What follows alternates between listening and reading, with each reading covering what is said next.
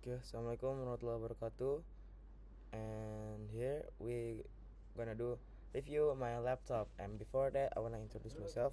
My name is Akhdin Aziz Khalifi, and don't forget to subscribe my channel and enjoy this video when I wanna review my MacBook M1 Pro 2022. 2020. Okay, so let's go. Okay, today we're going to talk about MacBook Pro M1. MacBook Pro M1 released in late 2020. This laptop marked a huge step for Apple because it was the first MacBook to use Apple-owned silicon, the M1 chip, instead of Intel processor. For the design and build, starting with the design, honestly, it looks almost identical with Intel MacBook Pro 13-inch. It has the same aluminum unibody, the same slim profile, and the same 1.4 kilogram weight. The Retina display is gorgeous as always, with bright colors and sharp details, and it supports True Tone, but don't expect big design change here. For the performance, now the highlight performance, the M1 chip is a game changer. It has an 8-core CPU and up to 8-core GPU, built on ARM architecture in real-world use. This thing is crazy fast. Apps open instantly, multitasking is super smooth, and even demanding tasks like 4K video editing run without issues. What's more impressive is that it does all of this while staying cool and almost silent. For battery life, another big win is the battery life. Apple claims up to 20 hours for video playback, and in real use, you can easily get a full day or even more on a single charge. This is easily one of the best battery performance you can find in a laptop.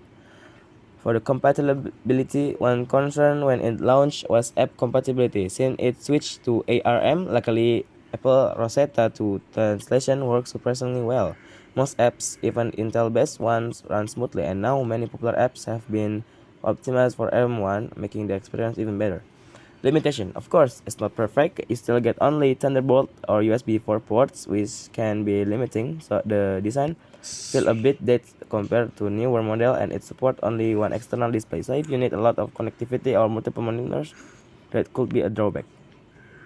The conclusion: so you should buy the MacBook M. Should you buy the MacBook Pro M1 2020? If you want a portable laptop with amazing performance, incredibly better life, and a silent experience, it's still an excellent choice, even years later. However, if you want the latest design, more ports, and even more power, you might want to consider the newer MacBook Pro models with M1 Pro or M1 Max chips. Okay, after I review it, so let's wrap this up. After really putting the MacBook Pro M1 through its pace, here's why I think this laptop is still one of the best buys you can make today. Apple really set a new standard when they built the M1 chip. It wasn't just about making things faster, it was about completely rethinking about how laptops should perform. And even years later, the decision shows. The MacBook M1 Pro M1 feels smooth, consistent, and reliable in a way that most laptops in this price range just can't match. And I know what some of you might be thinking, but aren't there newer MacBook with M2 or M3 chips? Yes, there are, but they're amazing too. But here's the thing, the M1 model still deliver performance that hold up against newer laptops, especially for the average user, students, or even professional.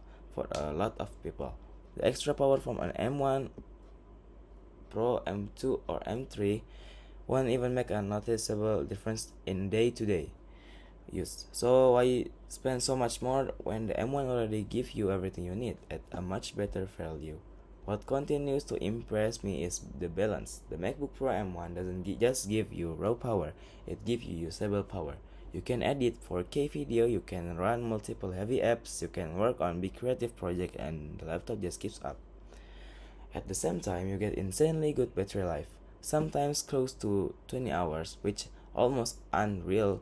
Add to that the quiet operation, the premium build, and the gorgeous Retina display, and it honestly feels like a complete package. Another big reason why this laptop still makes sense is the software experience. macOS on Apple Silicon is optimized so well that apps launch instantly, updates run smoothly, and even iOS apps can run right here on your Mac. And if you're already using an iPhone or iPad, the ecosystem that makes everything easier. AirDrop, iCloud, hand off universal keyboard, it all just works. You start typing an email on your phone and finish it on your Mac. You copy text on your iPad and paste it right here. That kind of seamless integration is something you won't find on Windows laptop. And let's not forget the longevity factor. Apple is known for supporting their device for many years with software updates. The M1 MacBook Pro still has long life ahead of it, which means buying it now isn't just good for today, it's good for the next several years too. It's the kind of laptop that will stay fast and reliable long after many other laptops start slowing down. So, if you've been hesitating, if you've been wondering whether it's still worth buying the M1 MacBook Pro, the answer is yes. It's still one of the smartest investment you can make.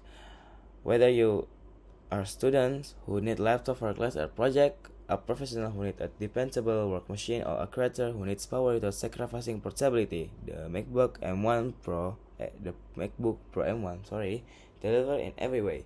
At the end of the day, this laptop isn't just about specs, it's about peace of mind. You know it's going to perform, you know it's going to last, and you know it's going to help you focus on your work instead of worrying about your computer. And that, to me, is why the MacBook Pro M1 is still worth every penny. So, if you're in the market for a laptop that combine power, efficiency, and reliability, don't overlook this one. The MacBook Pro M1 may not be the newest model anymore, but it's still of the best choice you can make.